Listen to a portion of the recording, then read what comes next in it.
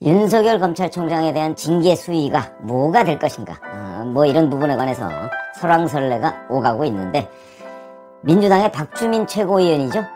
최고위원이 방송에 나와서 이런 얘기를 했습니다. 적어도 정직 이상의 징계가 나오지 않을까 생각한다, 이렇게 얘기를 했습니다. 그 근거로서 일단 총장에 대한 징계 절차가 돌입했다는 것을 봤을 때 징계를 요구하는 장관의 입장에서 상당히 중징계 사안이라고 봤던 것 같다. 그러니까 장관의 뜻이 그대로 관철될 것이다, 이런 얘기죠. 그거야 뭐 누구나 예상할 수 있는 얘기죠. 대통령님이 징계위원회 결정을 따르겠다고 이야기를 하셨다. 그러니 징계위원회에서 정직을 하면 정직으로 아마 그대로 하게 될 것이다, 이런 식으로 얘기를 했습니다. 집권당의 뭐 최고위원이니까, 그리고 최고위원이다 보니까 이리저리 뭐 듣는 얘기가 있지 않겠습니까? 그래서 아마 본인이 들은 얘기하고, 본인은 변호사니까 더더군다나 변호사로서 법률적 판단이 아닌 정치적 판단, 뭐 이런 거를 감안해서 얘기를 했을 거라고 저는 봅니다. 자, 그러면 지금 방송에서도 요새 계속 이제 15일날 2차 징계위원회가 열리는데, 해임, 면직, 정직, 그 다음에 뭐 감봉, 견책 이렇게 돼 있습니다. 뭐 무혐의 뭐 이런 것도 있고요.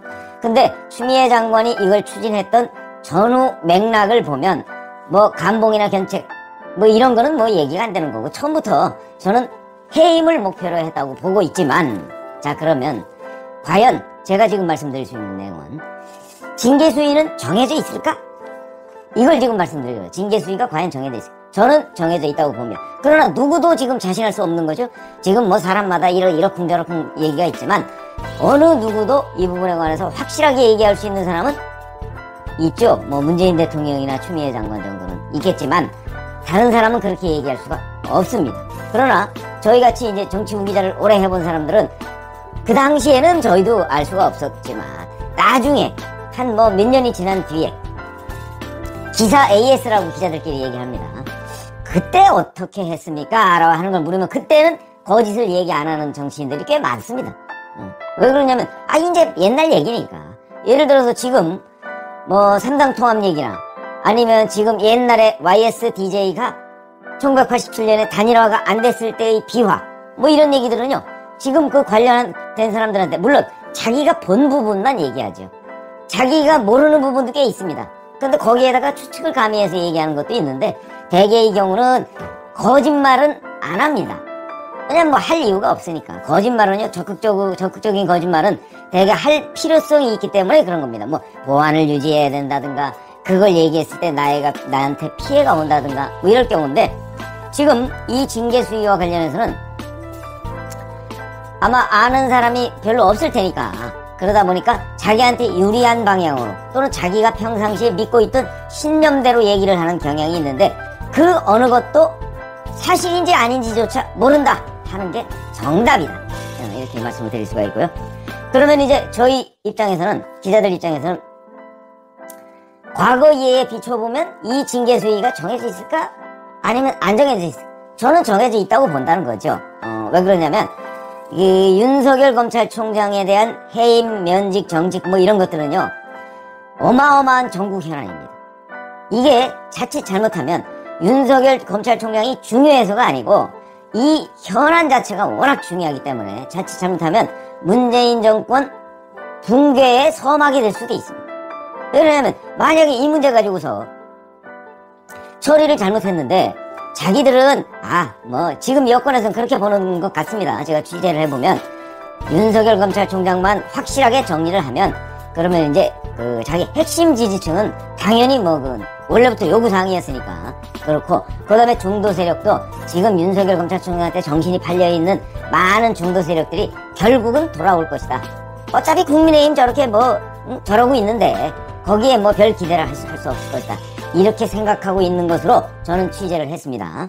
그러니까 정리가 되면, 우상호 의원도 뭐 그런 얘기 했더군요. 정리가 되면 문재인 대통령과 민주당 지지율은 다시 오를 것이다. 거기에 대해 이렇게 판단을 하고 있는데, 이 사람들은 나름대로 이제 전문적인 판단을 했겠죠. 뭐 여론조사도 아마 돌려봤을 거라고 제가 말을 한 적이 있는데, 충분히 그럴 수 있고 또 그렇게 해야 됩니다. 어찌 보면 집권자 측에서 정권 말기를 관리하는데 그 정도로 뭐 서투르게 할까요? 이 사람들 뭐 정치는 잘한다고 지금 얘기하는 거 아닙니까? 정책 능력이 없어서 그렇지 정치는 잘한다는 겁니다. 정치라는 게 결국 국민들의 지지를 꼭 정직하게 받을 필요는 없는 거 아닙니까? 그게 정치의 현실이니까. 그렇게 따지면 무수히 시뮬레이션 같은 걸 해봤을 것이다. 그 결론이 윤석열만 딱 제거하면 이제 지지율은 좀 이렇게 조정 국면을 거쳐서 다시 회복할 수 있을 것이다. 이렇게 보고 있는 것 같은데 저의 경험으로 보면 저는 그렇지 않다고 보는 것이죠. 그럴 경우는 정권 초반과 중반입니다. 저는 제가 본 경험한 거로 따지면 정권 말기에는 그런 현상이 오지 않습니다. 왜 그러냐? 정권 말기에는 많은 국민들이 이제 현재의 권력보다는 미래의 권력을 보고 있기 때문에 미래 권력에 더 관심이 많죠. 그러다 보니까 윤석열 검찰총장을 해임하거나 정직하거나 면직한다? 그럴 경우에는 야 이거는 정말 부당한 것 아니야? 그게 똑 떨어지는 사유다 그러면 누구도 부인할 수가 없지만 그렇지 않으면 부당한 것 아니야? 이렇게 생각하는 사람이 훨씬 더 많아지고 저는 그런 것들이 바로 문재인 대통령 지금 지지율에 반영이 되고 있다. 이렇게 생각을 하고 자 그러면 징계수위 취재 경험 얘기했었죠 제가. 그럼 징계수위는 정해져 있을 것이다. 해임이냐 면직이냐 정직이냐 이미 정해져 있을 것이다. 그렇게 생각을 하고요. 그러나 그걸 안다고 하는 거는 억측이다. 그러면 이걸 아는 사람은 누구일까? 당연하죠. 문재인 대통령 알고 있죠. 제가 청와대와 시뮬레이션 이거는 청와대가 개입하지 않고서는 있을 수가 없는 일입니다. 그것도 저희 경험으로 저희가 분석하는 겁니다. 왜냐하면 그만큼 중요한 일이기 때문에 이게 정권이 무너질지 모르는 사안이라고 제가 말씀을 드렸죠.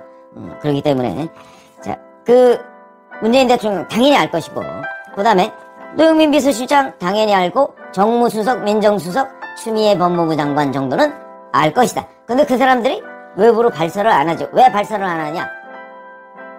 짜고 친다 뭐 이런 얘기를 들을까봐 그러는 건데 사실 뭐 따지고 보면 짜고 치는 거 모르는 사람이 바보죠. 그거를 모르는 사람이 저희가 방송 같은 데 나가서 그거를 얘기하면 또 방송심의위원회 뭐 이런 데에서 뭐 예단했다 이러면서 뭐 징계하고 뭐 이런 것 때문에 얘기를 못할 뿐이지 이건 당연히 짜고 치는 거죠. 짜고 치는 겁니다.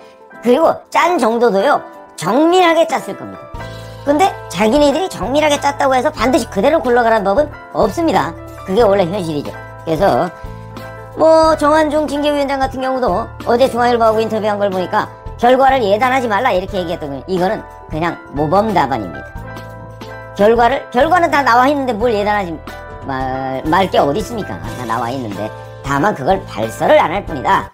이렇게 지금 말씀을 드릴 수가 있고 자 그러면 해임 면직이냐 정직이냐 물론 정직은 1개월부터 6개월까지인데 윤석열 검찰총장은 2013년 12월 달에 이른바 항명파동 국정원 댓글 사건과 관련해서 자 이거를 선거법 위반으로 기소하느냐 기소하지 않느냐 뭐 이런 항명파동 때문에 1개월 정직을 받은 적이 있습니다.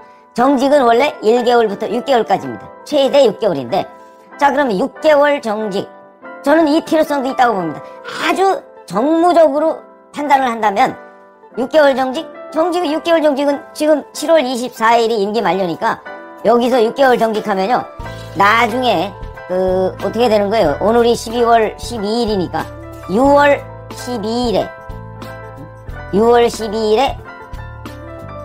복귀를 하고 7월 24일이면 한 달 한 보름 정도 근무하다가 총장을 그만두는 겁니다. 해임 면직이나 마찬가지죠. 이럴 경우에 이득도 있습니다. 여건이. 왜냐면 윤석열 검찰총장이 그때까지 본인이 임기를 지키겠다고 했기 때문에 사퇴를 못할 것이고 그러면 그때는 이미 국민의힘의 대통령 후보 경선 뭐 막 진행이 되고 날짜까지 정해진 그 뒤일 거거든요. 그렇기 때문에 그때 가서 윤석열 검찰총장이 내가 정치를 한번 해보려고 하는데 어쩌고 이래봤자 이미 늦는다. 이런 판단을 할 수도 있습니다. 그러니까 여권 입장에서는 정직이 유리하다. 이렇게 판단할 수도 있습니다. 정직한다고 하면 7월 24일까지는 정치한다는 선언을 적어도 생각이 있더라도 못하기 때문에 그럼에도 불구하고 저는 그 가능성이 낮다고 보는데 그 이유를 말씀을 드리겠습니다. 우선 해임이나 면직 이렇게 될 가능성이 저는 더 높다고 보는 거죠. 이것도 이제 저의 관측입니다. 제가 그냥 막연히 머릿속으로 뭐 이런저런 뭐 궁리를 해서 만들어낸 게 아니고 저의 기자 경력이나 이런 걸 봤을 때 지금 여권 사람들은 저 구중궁궐 안에 앉아서 이런 생각을 할 것이다. 과거에 청와대 비서실장이나 대통령이나 정무수석이나 그런 사람들의 그 뭐 회고록 같은 걸 저희는 많이 읽어봤으면 이럴 때 어떻게 판단할 것이다. 이런 것들이 이제 저희가 남들보다는 조금 더 짐작을 많이 할 수가 있다는 얘기죠. 그럴 경우에는 해임이나 면직으로 갈 것이다. 왜냐면 정직으로 가면요. 후임 검찰총장을 임명을 못 합니다. 그렇죠? 정직이기 때문에. 6개월 뒤에 또 몇 개월 뒤에 복직할 거 아닙니까? 그러면은 이제 현재의 사람들이 총장 직무대행을 하는 거죠.